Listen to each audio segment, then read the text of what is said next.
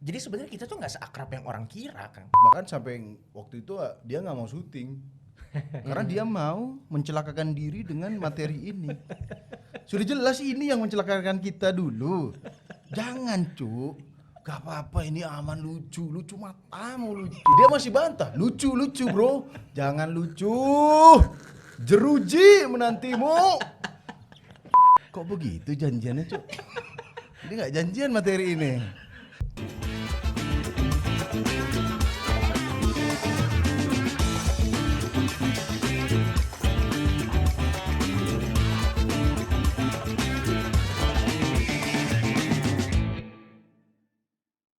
Tukul aja. Oh ya, tukul. Bisa nih.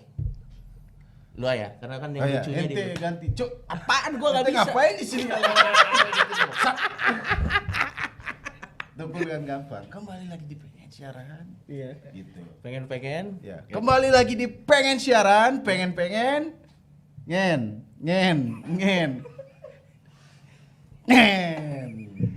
Kuncinya menjadi tukul apa? Harus ada penonton bayaran yang Iya, betul. ya. Betul. Ayo kita suruh ini Ya. ya, kita minta tolong teman-teman kru jadi penontonnya ya. Oke, Ayo, coba, siap. ya. Ayo, Slim. Ya. Gua Siap, ya? ngikutin lo, Slim. Ya. Tapi Ayo, ya ayo. semuanya yang kenceng ya, yang kenceng ya. Ayo, Yang ayo, kenceng, ayo, oke, ayo, oke, ayo. siap. Kembali lagi di pengen siaran, pengen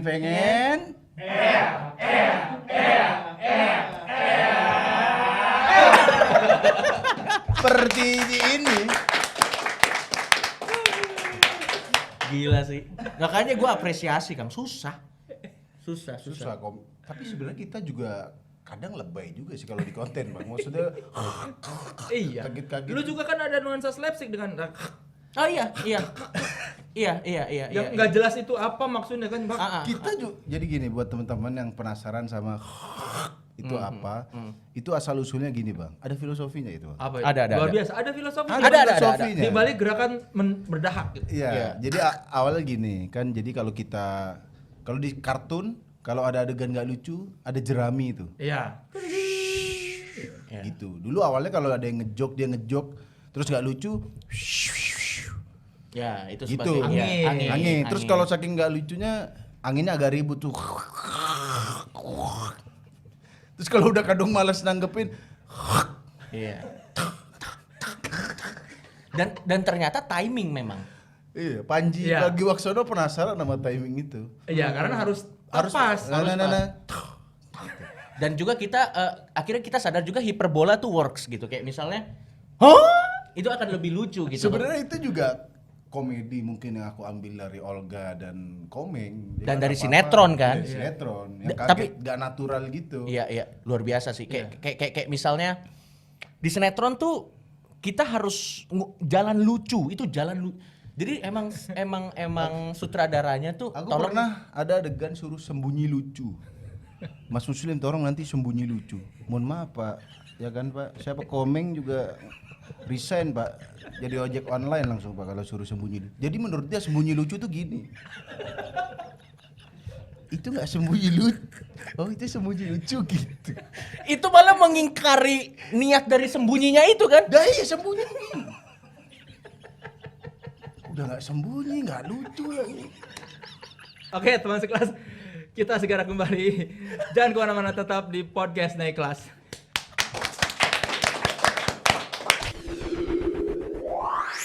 Kembali lagi di podcast Naik Kelas, masih bersama Soleh Solihun dan Ada Coki Pardede. Saya ternyata Muslim. buat kalian berdua. Setelah sekian banyak kasus yang dialami, kalian menjadi lebih hati-hati nggak sekarang?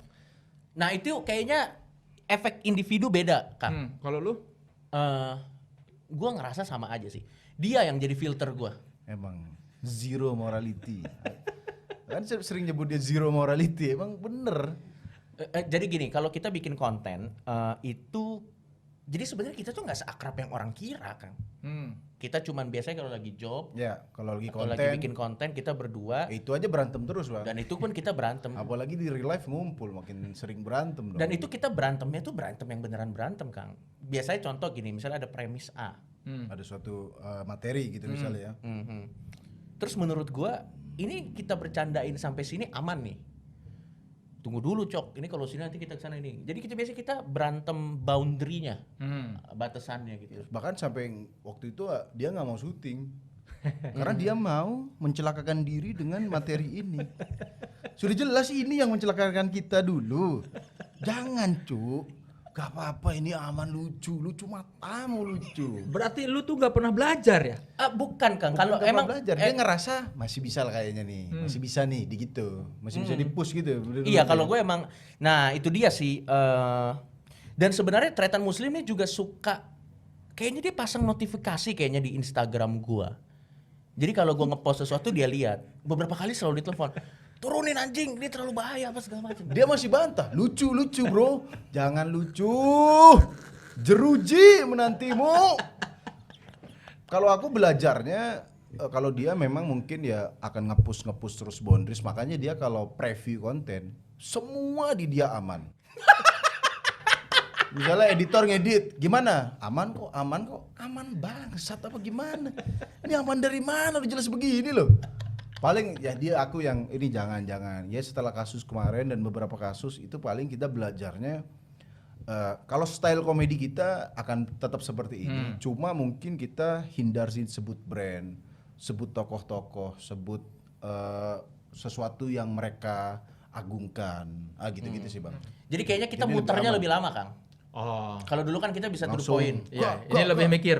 Jangan nyebut ini deh. Iya. Ya. Nanti dampaknya takut Tapi gimana. kalau kita satirin, kita maksudnya ini tapi muternya begini, mereka marah-marah doang. Tapi nggak ada bukti. Maksud Anda menghina ini? Loh, tidak dong. Apa buktinya? Innuendo gitu. Iya. Kita pakai innuendo gitu. Tapi memang jadi lebih effort. Awalnya itu gue nggak setuju pakai cara-cara begitu. Cuman akhirnya gue juga harus mengakui it is what it is. Apa ya emang udah begitu aja. Jadi ibaratnya kayak daripada kita kayak di medan perang maju duluan mati pertama kan. Jadi mendingan kita pakai strategi dikit tapi umurnya bisa lebih panjang gitu. Dan buat orang-orang yang bilang gue dan Tretan Muslim cari sensasi atau cari panggung dengan jalan yang kita tempuh, ada cara yang lebih aman dong untuk naikin. Iya, paling viewer tuh Tidak apa? dengan cara seperti ini dong. Coki Muslim nggak seberani dulu teh. Iya. Ente berani nggak di penjara? Ha? Berani nggak ente? Dikepung berani nggak ente? Di DM dengan penggal leher setiap hari, berani nggak ente? Ente jenguk datang nggak ke persidangan kita? Ente cuma bisa bikin hashtag bebaskan Coki Muslim.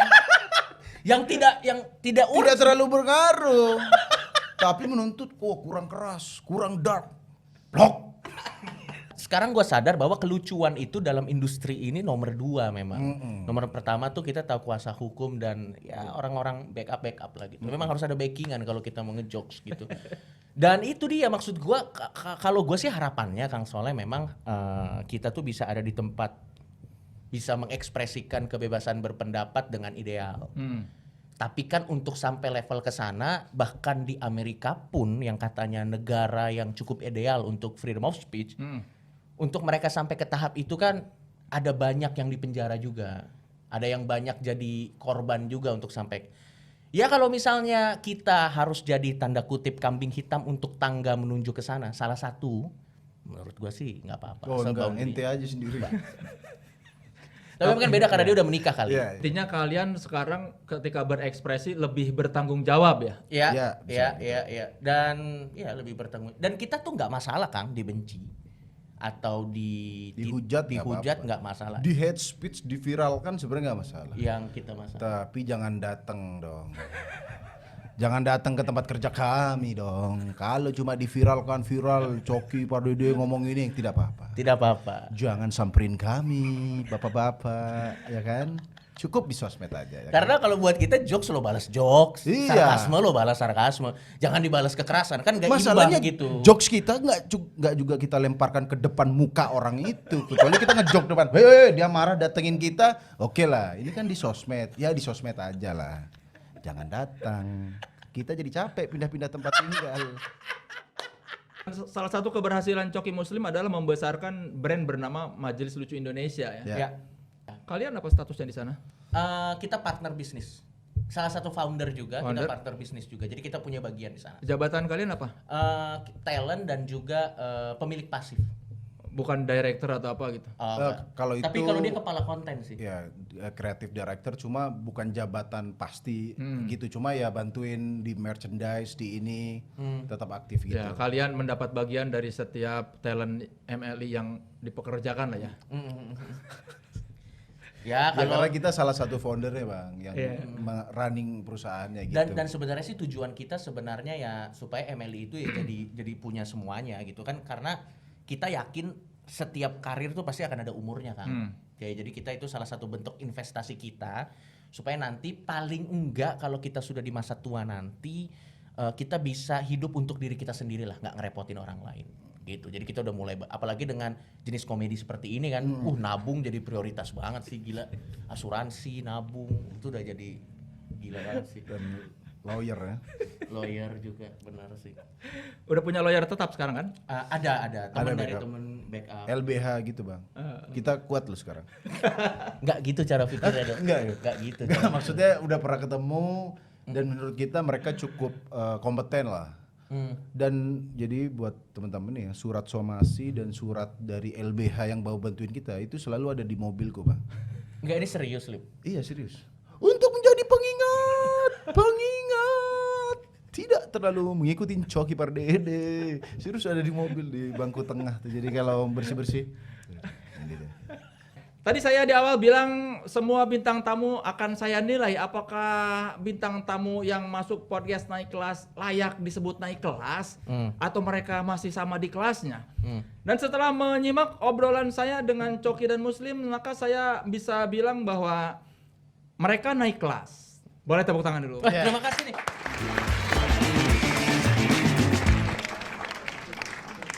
Karena apa nih kelas? Pertama oke, kita analisa dulu dari sisi personal ya. Ya. Tretan Muslim yang tadinya seorang konservatif, Ya, Tertutup perasaannya dipenuhi oleh kecurigaan. kecurigaan, prasangka dan segala macam hal-hal negatif. Akhirnya jadi terbuka karena dia membuka pergaulan Ya. dengan Ya. orang-orang di luar golongannya ya. Ya. Betul. Dan Coki yang tadinya hidupnya biasa saja sekarang jadi lebih dinamis. Itu kata-kata yang menarik. Iya kan? Dulu Dinamis. lu hidup Betul. lu Lurus-lurus aja. monoton kayak tidak ada hal menarik dalam hidupnya. Benar. Tantangan terbesar lu paling lu apa kan? Bayar kosan atau Iya itu, tantangan terbesarnya gimana jadi orang Batak pada umumnya aja. ya.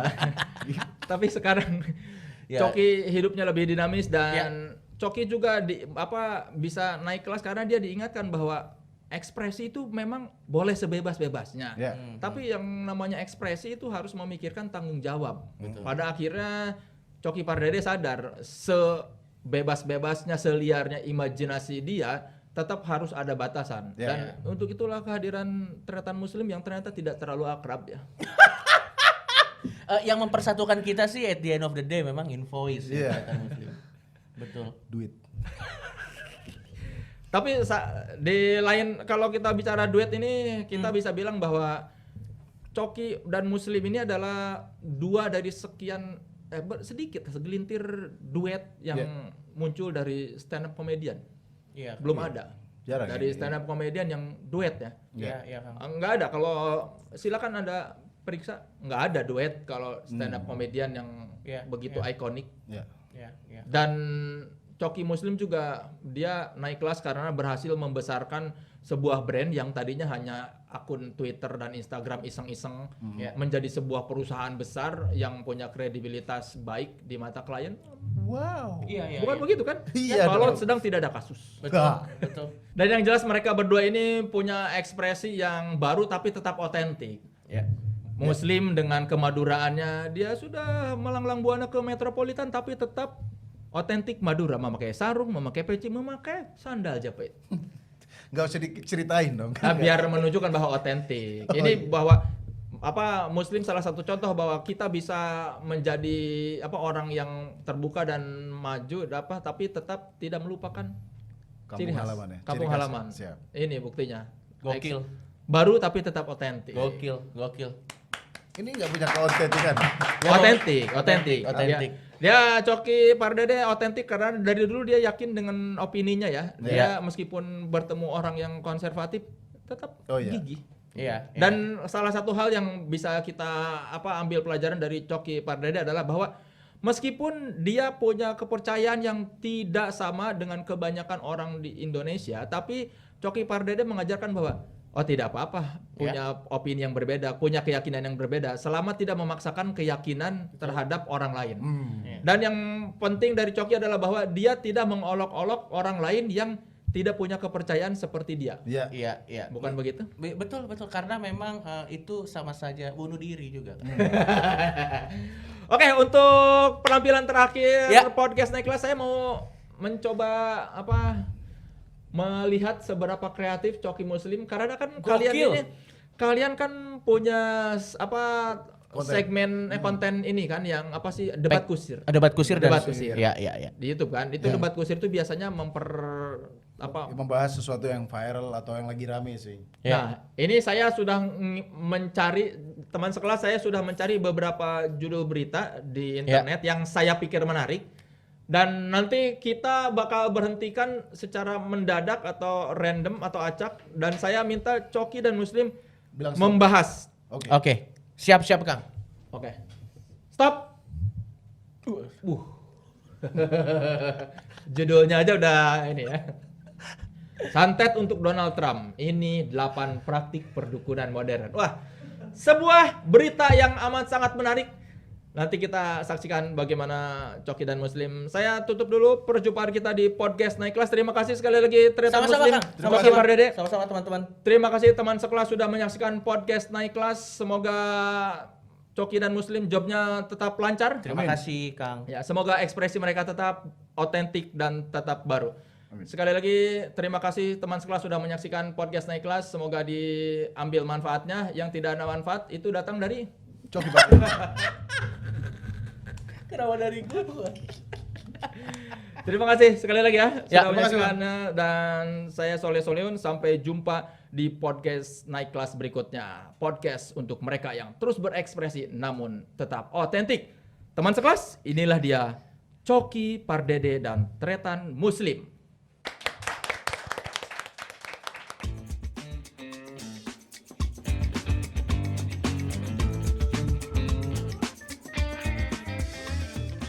Kita sekarang ada di debat kusir spesial. Spesial karena ini debat kusir yang autentik. Asik. Gokil, lo tahu aja lo tagline dari klien kita. Yoi. Nah, kali ini kita akan ngebahas sebuah tema yang sangat menarik Tretan Muslim. Apa tuh Coki? Kita akan ngebahas, ini gua bacain aja headline-nya ya. Santet untuk Donald Trump. Ini 8 praktik perdukunan modern. Kita akan ngebahas soal itu. Apa menariknya itu? Hah? Nah, ini menarik dong. Siapa yang nulis berita ini? Ini dia namanya. Alexander Lumban Tobing. Dari namanya Anda Alexander aja jarang ke dukun Anda. Kenapa bahas-bahas soal dukun? Malah ini nama-nama yang nggak pernah ya. Ini mana nama bos-bos yang punya mall nih Alexander nih. Enggak kenapa? Kan banyak berita lain. Memang di kalau dunia. nama-nama karyawan siapa? Nah, enggak ini kan banyak. Ini berita. lifestyle brengsek. Kok Ini dukun lifestyle di cok? enggak maksud gua. Perdukunan lifestyle apa? Ini judulnya santet Donald Trump udah gak masuk akal. Masih ente mau bacain? Ada 8 malah. Jadi intinya tahun 2001 ada sekelompok orang yang terdiri dari 15 orang dari desa Lambugana. Dia mendatangi seorang dukun lokal untuk minta ilmu kebal supaya bisa menang berperang. Jadi intinya dia pengen minta ilmu kebal kalau ditembak biar Nggak dia mempan ya? nggak mempan. Iya, iya. Sudah dibayar, gua nggak tahu nih bayarnya DP dulu atau gua nggak tahu sistem perdukunan gimana. Udah dibayar, udah dikasih ramuan, diolasin ke seluruh tubuhnya, dites. Ke salah satu dari 15 orang ini. Ya, terus? Ditembak dong temannya. Dar, meninggal. Terus dukunnya diapain? Sumpah gua gak bohong. Dukunnya dikeroyok sama 14 orang tadi sampai sekarat. Sumpah gua gak bohong, Pak. Ya buat mas-mas di Ghana. Kalau Anda ngetes ya tes ke dukunnya dulu dong. Kenapa ke teman Anda? Kan kasihan teman Anda mati sebelum berperang. Malah mati ketipu dukun. Lagian ini daerah Afrika ngapain sibuk perang-perang sih? Enggak, maksud gua kalau dia emang punya magic ya, orang Afrika. Kan ada masalah yang lebih urgent daripada menang perang di Afrika tuh. Apa tuh? Air bersih. Daripada urusan perang ya. Benar. Daripada buat beli pistol. Kalau dia punya magic paling enggak lu pakai kayak magic lu bikin mata air kayak buat gali sumur. gali sumur kayak. Makanya maksud gua tuh di Afrika tuh gua nggak tahu ya. Ya. Tapi di Afrika tuh dilema Slim. Kalau dia nemu air bersih, orang Afrika tuh bingung. Mau dipakai mandi dulu atau minum dulu? Makanya di sana nggak ada cuci motor, bro. Oh, bahkan di sana untuk mengatasi corona susah cuci tangan. Iya, enggak. Tidak ada air. Enggak, kalau di sana cuci motor dipukulin orang. Kenapa? Buat minum goblok. Boleh dibuat cuci motor, mana 2 tak motornya jelek. Kan? Jadi ternyata tretan muslim waktu Donald Trump menang Pilpres kemarin Ya. di Amerika Serikat, setengah warga Amerika Serikat tuh nggak suka. Dan musuh-musuh politiknya tuh nyantet Donald Trump. Berhasil nggak? Ya sampai sekarang sih beliau masih. Berhasil dong. Hah? Donald Trump makin stres sekarang. Ini nih, Apa ini wadaw sih. Dukun di China mengintip masa depan. Sumpah gua nggak bohong Slim. Ini di sini. Jadi ada seorang dukun yang namanya, gua nggak tahu pronunciation-nya gimana ya. Namanya Zhao Fucheng. Zhao Fucheng ini kayak nama-nama toko obat kuat di Jakarta. Aceng, Oceng. Jadi si dukun ini dia melihat masa depan Slim. Oh, melihat apa yang dia lihat? Sumpah gua nggak bohong. Di sini dia bilang dia melihat masa depan bahwa nantinya profesi dukun itu tidak akan diminati oleh anak-anak muda. Sumpah gua nggak bohong ini. Dan dia juga memprediksi bahwa nanti perdukunan itu akan sepi di Cina karena banyak orang-orang dari kampung tuh ke kota besar untuk cari pekerjaan yang lebih baik. Tapi dia masih tetap jadi dukun. Karena di masa depan mungkin gitu. Dan Nantinya. umurnya udah 74 tahun. Mungkin gua setahun lagi juga diabetes. Udah nggak Mungkin ada dia ya. merasa seperti Lanjut, itu. berita terakhir nih. Di berita terakhir ya iya sama catatan kematian ya itu banyak dukun yang memprediksi tapi menurut gue ya dukun tuh nggak pernah bisa atau paranormal tuh nggak bisa ada ya kita nggak usah sebut nama sih paranormal di Indonesia lu tahu kan ada salah satu paranormal Indonesia yang bilang nanti di tahun 2020 akan banyak artis yang tertangkap narkoba dia sendiri tertangkap dia sendiri. Oh, dia ada dukun di Indonesia memprediksi bahwa Iya. ada bahwa akan banyak artis yang ketangkap narkoba. Betul. Karena bandarnya sama. Tapi lo percaya dukun nggak? Udah cok. Kenapa emang? Percaya aku sih. Percaya dikit sih percaya. Emang susah blok.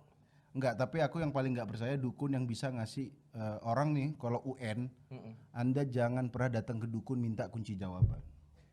Kan banyak, Bro. Kenapa? Nggak mungkin dukun tuh bisa ngasih kunci jawaban. Kecuali dia minta ke jin yang pernah kerja di Diknas dulu.